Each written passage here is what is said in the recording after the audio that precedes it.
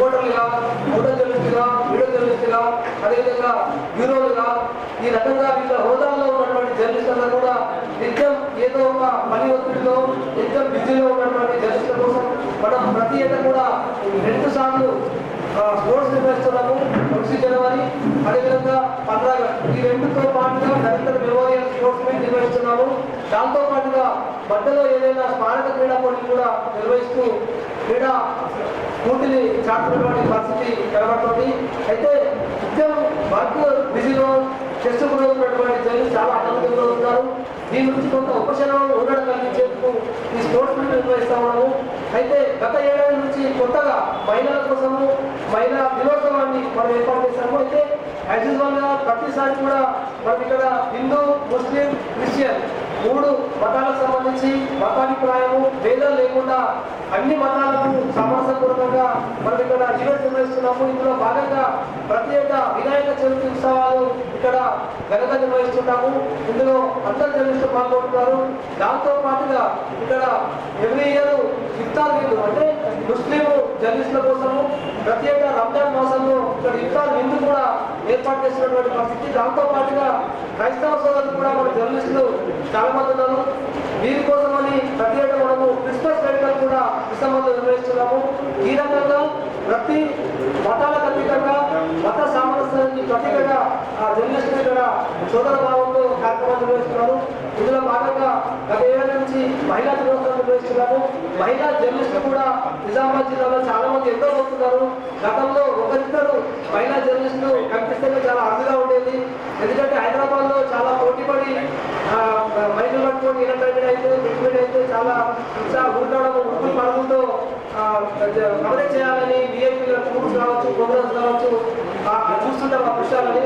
ఆ పరిస్థితి ప్రస్తుతం నిజామాబాద్ జిల్లాలో కూడా ఆగిదని చెప్పుకోవచ్చు. ఎందుకంటే మన దగ్గర లోకల్ ఛానల్స్ లో చాలా మంది మహిళా జర్నలిస్ట్ ఉన్నారు, మహిళా యాంకర్స్ ఉన్నారు, మహిళా సబ్ ఎడిటర్స్ ఉన్నారు, మహిళా డెస్క్ ఇన్ఛార్జ్ ఉన్నారు. వీళ్ళంతా కూడా తెరవేక మనకు ఏదైతే న్యూస్ అందిస్తున్నటువంటి పరిస్థితి చాలా మంది ఫీల్డ్ లో కూడా ఇంటర్వ్యూ చేయడం కావచ్చు, నామినేట్ చేయడం కావచ్చు, ఈ రకంగా మనం చూస్తున్నాము. కాబట్టి మహిళలను కూడా మనము ప్రోత్సహించాలి.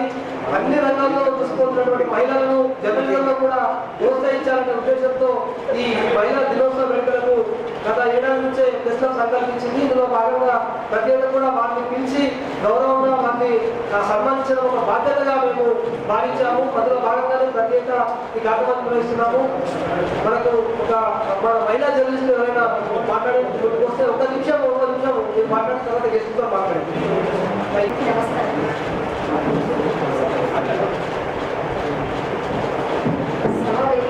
అలంకరించిన లలిత మేడం, అందరూ లలిత మేడం గారికి నమస్కారం. అండ్ మన BC members and press club committee కాకుండా ప్రెస్ క్లబ్ సభ్యులందరికీ కూడా నమస్కారం. నేను గత 98 నుండి ప్రెస్ మీట్లో ఉన్నాను యాజ్ ఎ రిపోర్టర్గా. అప్పుడు చాలా ఫేస్ చేసాం మేము, ఇప్పుడు కూడా చాలా ఫేస్ చేస్తున్నాం. కానీ అప్పుడు కంటే ఇప్పుడు కొంచెం బెటర్ అని అనుకోవాలి. ఎందుకంటే ఒక రకంగా చూస్తే మహానగరాలలో చాలా నగరాలలో మహిళా కెమెరా ఉమెన్స్ కూడా ఉన్నారు. నేను పలు కార్యక్రమాలకి అటెండ్ అయినప్పుడు హైదరాబాద్ నేషనల్గా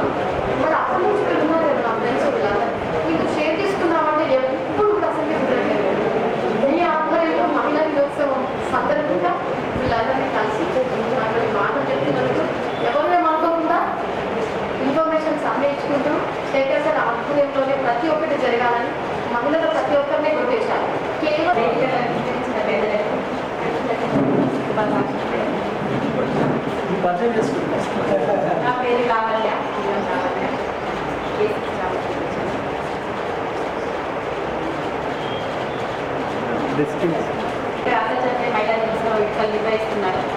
ఈ సంవత్సరాలు నేనైతే 20 ఇయర్స్ నుంచి ఉన్నాయి ఇలా ఇంతవరకు ఎవరు గుర్తించలేదు. లాస్ట్ ఇయర్ అంతర్జాతీయ మహిళా దినోత్సవం చేసినప్పటి నుంచి మంది గుర్తించారు. ఈ ప్రత్యేక ధన్యవాదాలు ప్రతి వారికి. మళ్ళీ ఈసారి కూడా ఈ ప్రోగ్రామ్ నిర్వహించి ఇంకా ఎక్కువ మహిళా దినోత్సవాన్ని ఇచ్చినందుకు ప్రత్యేక ధన్యవాదాలు సార్. ఈ కార్యక్రమాలు ఇలాగే కొనసాగించాలని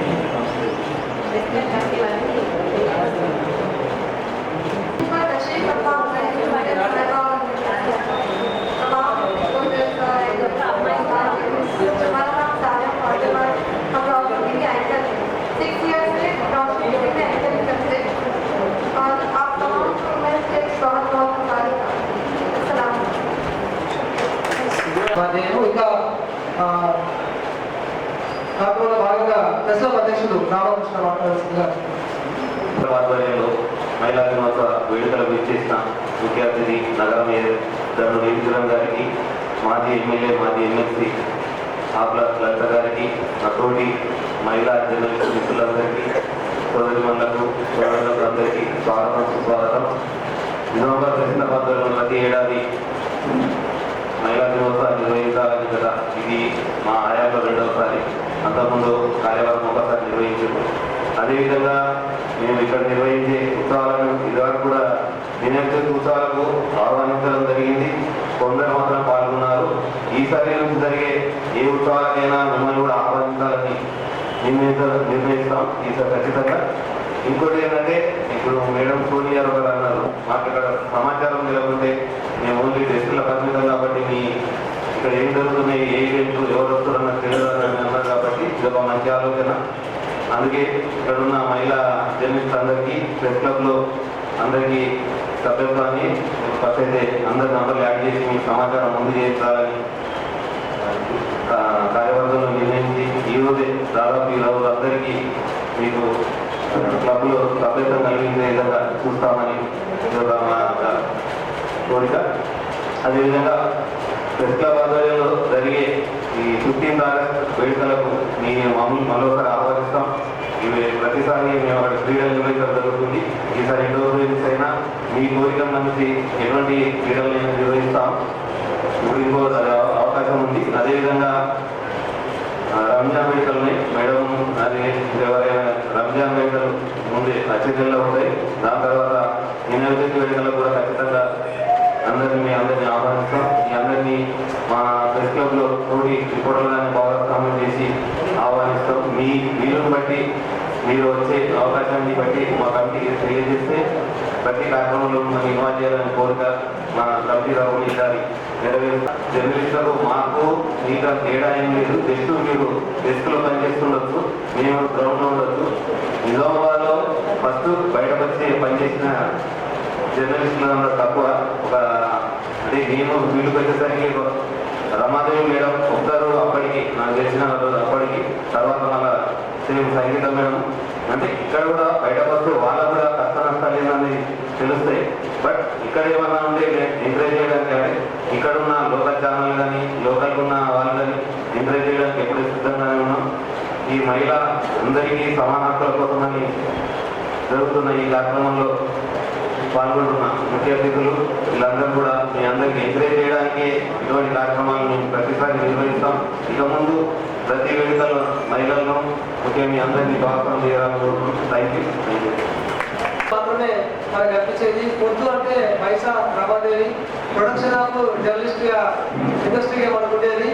ప్రింట్ మీడియాకి సంబంధించి చాలా మంది జర్నలిస్టులు అక్కడ ట్రైనింగ్ అయ్యి అక్కడ నుంచి బయటకు వచ్చిన వాళ్ళు. ఇంకా ఎలక్ట్రానిక్ మీడియాకి సంబంధించి సి ఛానల్ ప్రొడక్షన్ రిపోర్టర్లుగా అక్కడ చెందిన మేము అందరం కూడా అక్కడ నుంచి వచ్చిన వాళ్ళమే. చాలా మంది మన మిత్రులందరూ కూడా ఇప్పుడున్న ఒక 40% కెమెరామెన్లు అందరూ కూడా అక్కడ శిక్షణ పొందిన వాళ్ళు. యాంకర్స్ కూడా చాలా మంది అక్కడ చూసిన వాళ్ళు. ఇకపోతే మరో అతిథి మన మాజీ ఎమ్మెల్యే మాజీ ఎమ్మెల్సీ ఆకులంత గారు. ఎందుకంటే మనకు ప్రతిసారి కూడా ప్రెస్ క్లబ్లో ఏ కార్యక్రమం నిర్వహించినా కూడా కాదనకుండా ఆమె మనకు అటెండ్ అవుతున్నారు. గత ఏదైతే క్రిస్మస్ వేడుకల్లో కూడా ఆమె పార్టిసిపేట్ చేయడం జరిగింది. మనకు ఆర్థికంగా కూడా చేయుత అందించడం జరిగింది. Thank you madam. ఇప్పుడు మేము మాట్లాడుతున్నాం. రామకృష్ణ గారు శేఖర్ గారి నేతృత్వంలో ప్రెస్ క్లబ్ సభ్యులు నేతృత్వంలో ఈరోజు మొట్టమొదటిసారిగా 8th ఈరోజు సెలబ్రేషన్ చేసుకోవడం జరిగింది. చాలా సంతోషంగా ఉంది. ఎందుకంటే ఈరోజు 11 మెంబర్స్ మహిళలను పిలిచారంటే నాకు చాలా హ్యాపీ. ఇప్పుడే చూస్తున్నాను పిల్లలు. ఎందుకంటే తన యాంకరింగ్ కాబట్టి ఇద్దరిని చూశాను కానీ ఎవరిని చూడలేను. వీళ్ళని కూడా అసలు మనము తప్పకుండా మీకు ఇవ్వాలి, పిలిస్తేనే బాగుంటుంది. ఎందుకంటే వాళ్ళు కూడా డ్రెస్సే కాబట్టి ఏదున్నా కానీ వాళ్ళని చేస్తే బాగుంటుంది. ముఖ్యంగా సృష్టిలో మహిళల పాత్ర చాలా గొప్పది. మహిళలే ఏం లేదు కాబట్టి మహిళలు అన్ని రంగాల్లో ముందు వస్తున్నారు. ఈ పత్రికా రంగంలో కూడా ఇంకా రావాలనేసి కూడా నేను కోరుకుంటున్నా. ఎందుకంటే మహిళల దగ్గర అన్నీ బాగుంటాయి. ఎందుకంటే వాళ్ళకు సోదరుని మన భావనలతో అందరి దగ్గరికి తీసే ప్రయత్నం తప్పనిసరి చేయాలి. ఎందుకంటే మన జిల్లాలో కూడా ముందు తను అన్నట్టు పొద్దు పేపర్లు తను ఒక్కడే కనిపించేవాళ్ళు. ఇప్పుడు చాలా మంది ఇప్పుడు మేము రాజకీయ రంగంలో ఎలా వచ్చామో మీరు కూడా అట్లా వస్తే బాగుంటుంది. ఎందుకంటే మనం అన్ని రంగాల్లో ముందున్నాం. మహిళలు చేయలేదు ఏం లేదు. తప్పకుండా మహిళలకు అన్ని అవకాశాలు ఇస్తే ఇంకా మనం ఇల్లు ఎలా చక్కదిద్దుకుంటామో అదేవిధంగా మనం అన్ని రంగాల్లో ఉన్నవాళ్ళు తప్పకుండా అన్ని అర్థం చేసుకొని చక్కదిద్దుకుంటాం. కాబట్టి ఇప్పుడు మహిళా దినోత్సవము మనం ఫస్ట్ మీ ద్వారానే ఈరోజు క్లబ్లో చేస్తున్నందుకు కూడా మీ అందరికీ మా తరఫున మేమందరూ శుభాకాంక్షలు తెలియజేస్తూ ఉన్నాము. ముందు కూడా మాకు చేదోడు వారుగా మీరు ప్రెస్ ముఖ్యం. ఎందుకంటే మా అక్షరం మీ అక్షరం మా అట్లుండాలి. ఎందుకంటే నిజాలు ప్రెస్ అంటేనే నిజాలు ఉండాలా. ఎందుకంటే మేము ఉండాలి, మేము డైరెక్ట్ మాట్లాడతా. నేనైతే నాకు ఏమీ ఉండాలి. తప్పకుండా నిజాలుగానే ఉంటే బాగుంటుంది అనేసి ఇప్పుడు మనకు ఏది చేసినా కానీ నిజాలుగా ఒక గవర్నమెంట్లో ఉన్నాము. ఆ రోజు ఏ పని అయింది, ఇప్పుడు ఏ పని కాలేదు, ఇప్పుడు ఏ పని అయింది, ఇప్పుడు ఏ పని కాదు. మీరు కూడా పత్రికా ముఖంగా మీరు చెప్పాలనేసి ఈ సందర్భంగా తెలియజేస్తూ ఇట్లాంటి కార్యక్రమాలు నేను లాస్ట్ ఇయర్ క్రిస్మస్ వేడుకలు కూడా రావడం జరిగింది. ముందు రంజాన్ వేడుకలు కూడా ఉన్నాయి. ఎందుకంటే మనం అందరం ఒకటే కాబట్టి ఈరోజు పండగలు క్రిస్మస్ కానీ దసరా కానీ రంజాన్ కానీ అన్ని కులమతాలకు లేకుండా మనకు సెలబ్రేషన్ చేసుకుంటాము. తప్పకుండా ఈరోజు నేను ఒక ఫెస్టివల్కి వెళ్ళే పండగకి వెళ్ళే వస్తుందా శేఖర్ చెప్పగానే ఒక ఊరు నుంచి రావడం జరిగింది. అందరికీ నేను మరొకసారి శుభాకాంక్షలు తెలియజేస్తాను. వెళ్ళాలంటే ప్రింట్ కావచ్చు, ఎలక్ట్రానిక్ కావచ్చు. ఆ వార్తలు అంటే చాలా కష్టం ఉంటుంది. ఎందుకంటే ఒక వార్తని ఒక రిపోర్టర్ కవర్ చేసుకొస్తాడు, సపరేటర్ రావాలి, ఎడిటర్ ఉంటారు, లోపల దాన్ని ఫిక్సింగ్ చేయాలి. ఇదంతా ఇస్తుంటే ఆ వార్త క్లియర్ అవుతుంది. కేవలం చాలా మంది కష్టపడతారు. ప్రింట్ మీడియాలో కూడా డెస్క్లో అదేవిధంగా ప్రింటింగ్ విషయంలో చాలా మంది కూడా వర్క్ చేస్తుంటారు. అందరూ కలిసి పూరని ఏ రకంగా మనము కళ్యాణ్ కొద్దిమీది మసాలా వేసి అన్ని ప్రింట్ రెడీమేడ్ తింటారు. ఆ రకంగా అందరూ కలిసి పనిచేస్తేనే ఒక వార్త అవుతుంది. ఎవరు కూడా తక్కువ కాదు. అందరూ కూడా జర్నలిస్టులే, యాంకర్స్ కూడా జర్నలిస్టులే, డెస్క్లో పనిచేసే జర్నలిస్టులే. అందరినీ కూడా ప్రభుత్వాలు జర్నలిస్టులే గుర్తించాలి. వాళ్ళ రెప్యుటేషన్ కార్డ్స్ కూడా ప్రభుత్వం మంజూరు చేస్తూ ఉంది. బస్ పాసులు కూడా ఇస్తుంది. హెల్త్ కార్డులు కూడా చాలా మందికి ఉన్నాయి మేడం. ఇంకా మన అతిథి ఈరోజు నిజామాబాద్ నగర మేయర్ హిందూ కిరణ్ శేఖర్ గారిని మాట్లాడాల్సిందిగా. ఈరోజు అంతర్జాతీయ మహిళా దినోత్సవం సందర్భంగా మన ప్రెస్ క్లబ్లో ప్రెసిడెంట్ శేఖర్ అన్న గారి ఆధ్వర్యంలో రామకృష్ణ శేఖర్ గారి ఆధ్వర్యంలో నిర్వహిస్తున్నటువంటి కార్యక్రమానికి విచ్చేసిన పెద్దలు మా పెద్దక్క మాజీ ఎమ్మెల్సీ లలితక్క గారికి, అలాగే వేదిక పెట్టినటువంటి పెద్దలు, ఎదురుగా ఉన్నటువంటి మా సోదరి వాళ్ళందరికీ కూడా నమస్కారాలు. ముఖ్యంగా మా మహిళల పేర్లు చదువుతారు, సంతోషం అనిపిస్తుంది. వయసు Sangeetha 24/7 editor, Pulagam Lavanya TTPR desk incharge, Srivani desk sub editor, Archana, Sandhya Saleha Urdu Roshini TV, Anitha Nava Telangana, Vani news editor K6, Sonu Bharati news, Tulasi local news anchor, Astra Urdu news anchor. చాలా సంతోషం. ఇంతకుముందు వచ్చినప్పుడు ఇంతమంది కనబడలేదు. స్ట్రెంత్ పెరుగుతూ ఉంది.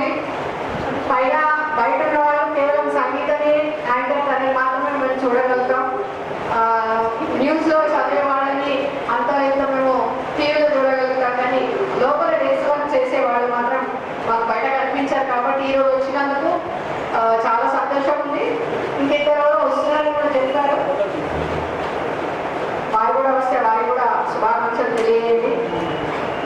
అలాగే ఈసారి ఇంతకుముందు జరిగిన ప్రతి దానికి కూడా మహిళా దినోత్సవాలకి నేను అటెండ్ అవ్వడం జరిగింది. ఎక్కడ మహిళా దినోత్సవం జరుపుకున్నా కూడా మహిళలందరూ కూడా ఒక జోష్, ఒక సంతోషం అనేది ఉంటుంది. మనం లేని ఎక్కడ పని జరగదు, కానీ ఒక సంవత్సరం అయితే మన కోసం కేటాయించినందుకు చాలా చాలా ఆనందం. ఈ వారం రోజులు కూడా చక్కగా మన కార్యక్రమాలన్నీ కూడా జరుపుకుంటూ ఉంటాం. మరి శివరాత్రి రావడం వల్ల కొంచెం కార్యక్రమాలు తగ్గాయి. బహుశా అధికారికంగా కూడా ఆఫ్టర్ పండుగనే చేస్తారు కావచ్చు, ఇంకా షెడ్యూల్ రాలేదు. కార్యక్రమాలన్నీ చేసుకోవడం అతనికి ఆనందం అయితే మనందరికీ కూడా తెలుసు. మహిళలకి అన్ని రంగాల్లో కూడా మేము సైతం అని చెప్పేసి ప్రతి దాంట్లో కూడా తమ సత్తాను చాటుకుంటూ ముందట్లాగా కాకుండా ఇప్పుడు చాలా మంది ఎంతో ధైర్యంతో మహిళలు బయటకు వస్తూ ఉన్నారు. అన్ని రంగాలు ఒకెత్తైతే మరి జర్నలిజం అనేది ఒకెత్తు.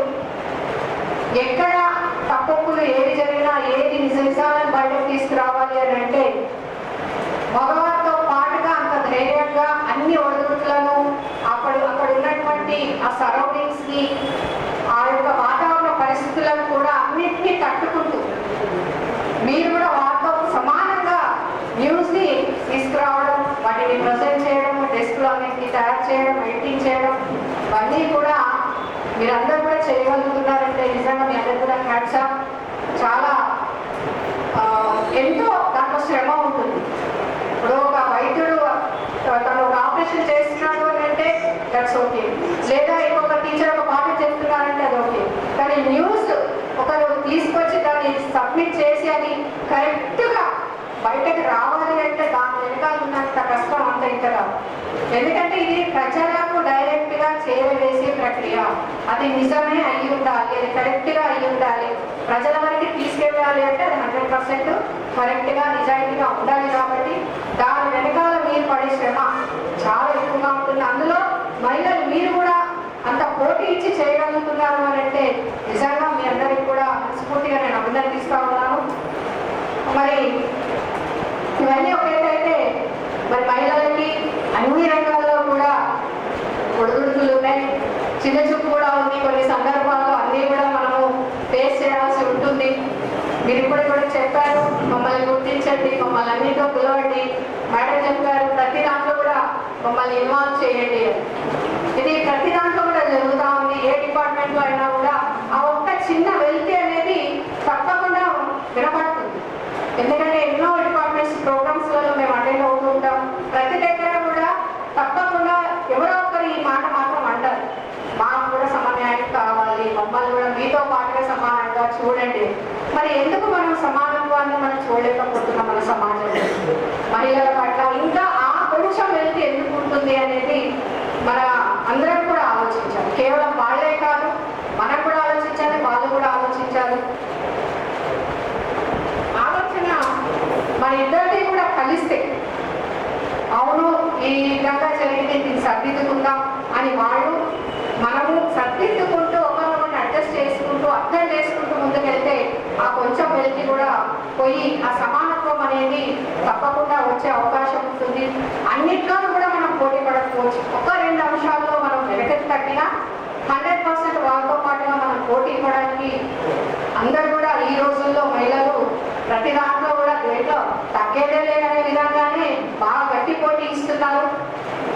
మనం అందరికీ కూడా తెలుసు, ఆకాశంలో సగం అందులో సగం అని చెప్పేసి అందరం కూడా పై నుంచి కింద వరకు చేసుకుంటే ప్రతి ఒక్కటి ఆకాశం నుంచి భూమి వరకు కూడా ప్రతి రంగంలో ప్రతి అంశంలో కూడా మహిళలు తమకంటూ గుర్తింపుని తమ స్థానాన్ని నిలుపుకుంటూ వస్తూ ఉన్నారు. కాబట్టి ఆ విషయంలో చాలా ఆనందపడాలి.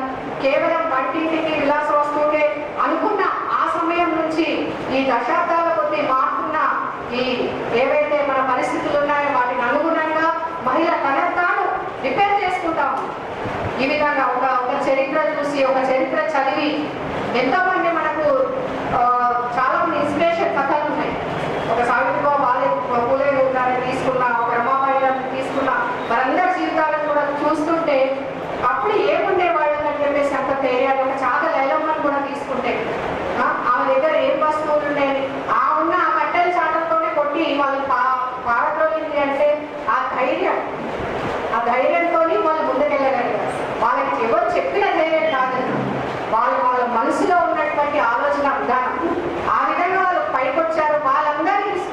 తీసుకొని ఒక్కొక్క అడుగు వేస్తూ ఈరోజు మహిళ ఈ స్థానానికి చేరుకోవడం అనేది నిజంగా చాలా గొప్పగా అనిపిస్తుంది.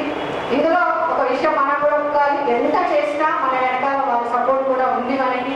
దాని పద్ధతి మనం అప్రిషియేట్ చేయాల్సిందే. ఎందుకంటే బయటకైతే వెళ్ళాలి అని అంటే కూడా వాళ్ళు చెప్పాల్సిందే, మనం వెళ్ళాల్సిందే.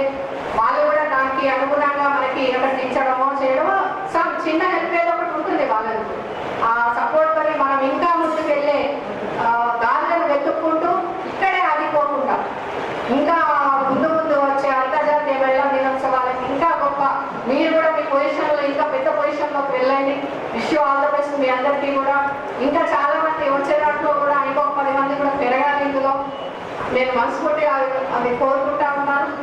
మరి మన మహిళ అంటే తెలుసు, మహిళ అంటే గీయలేని చిత్రం, చెక్కలేని శిల్పం, రాయలేని గ్రంథం. అంత గొప్పదైనటువంటి మహిళ యొక్క చరిత్ర ఎంత చెప్పుకుంటూ అయినా దినమంతా సరిపోదు. కాబట్టి ఇక్కడ స్టాప్ చేస్తాను. మరొకసారి మీ అందరికీ కూడా మహిళా దినోత్సవ శుభాకాంక్షలు. మరి ఇది ప్రెస్ క్లబ్లో మరి చక్కగా మా అన్నదమ్ములు పెట్టినందుకు వారికి కూడా నేను మనస్ఫూర్తిగా ధన్యవాదాలు తెలియజేస్తూ ఇక ముందు కూడా ఇంకా మంచి కార్యక్రమాలు చేసుకుందామని చెప్పి కోరుకుంటున్నాను. Thank you. జై తెలంగాణ. కళ్ళ కట్టినట్టు వివరించారు, గుర్తించారు. ధన్యవాదాలు. జర్నలిస్టులు ప్రభుత్వానికి ప్రజలకు మధ్య వారధిగా ఉంటూ ప్రభుత్వాలు చేపడుతున్నటువంటి సంక్షేమ అభివృద్ధి పథకాలు ఎప్పటికప్పుడు ప్రజల్లోకి తీసుకెళ్లే బాధ్యతగా మేము మీరు చెప్పినటువంటి మాటల్ని స్ఫూర్తిగా తీసుకొని ముందుకు కదులుతాము. మా మహిళా జర్నలిస్టులు కూడా ముందుకు కదులుతాము. మొదటి 10 నిమిషాల్లో ఈ కార్యక్రమాన్ని ముగిద్దాము. మొదటగా జర్నలిస్టులకు, మహిళా జర్నలిస్టులకు సన్మానము, అదేవిధంగా అతిథులకు కూడా సన్మానించుకున్న తర్వాత అందరం కూడా లంచ్కి వెళ్దాము. మొదటగా మహిళా దినోత్సవం సందర్భంగా జర్నలిస్టు సన్మాన కార్యక్రమానికి చేసిన అతిథులకు, మనోడు జర్నలిస్ట్ మహిళా మిత్రులందరికీ స్వాగతం. అసలు మహిళా దినోత్సవం ఎప్పుడు ప్రారంభమైందన్నది మేము అసలు చర్చ పెట్టుకోలేదు. కాకపోతే అది ఒక ఇది 114వ మహిళా దినోత్సవం. 1910 డెన్మార్క్లో కోపెన్హాగన్లో జర్మనీకి చెందిన సోషలిస్ట్ నాయకురాలు క్లారా జెట్కిన్ అనే నేత ప్రకటించిన రోజు. దాని కూడా కారణం ఉంది. 1857 ఆగస్టు 8న న్యూజిలాండ్లో జౌలి పరిశ్రమలో పనిచేస్తున్న 140 మంది మహిళలు తమకు వెట్టి నుంచి విముక్తి కల్పించాలని ఒక ఆందోళన చేస్తే అక్కడ ఉన్న యాజమాన్యం వారిని దారుణంగా కాల్చివేయడం జరిగింది. అంటే సజీవ దానం చేయించారు. దాని కారణంగా ఆనాడు విప్లవాలు పుట్టుకొచ్చి పరిశ్రమ రంగంలో పనిచేస్తున్న మహిళలకు కూడా వెట్టి నుంచి విముక్తి కల్పించాలని ప్రధానంగా ఈ మహిళా దినోత్సవాలు వాళ్ళకు 8 ఆగస్టు 8 మహిళా దినోత్సవాలు ప్రకటించడం జరిగింది. మార్చి 8 మహిళా దినోత్సవం ప్రకటించారు. ఇది మనకు 114 మేడం. 115వ దాన్ని ఇంతకంటే ఘనంగా నిర్వహించుకోవాలన్నది మా ఉద్దేశం. దీంతో ఒక చిన్న అందరినీ సన్మానించుతూ ప్రోత్సహించుకునే కార్యక్రమం ఉంది. Thank you.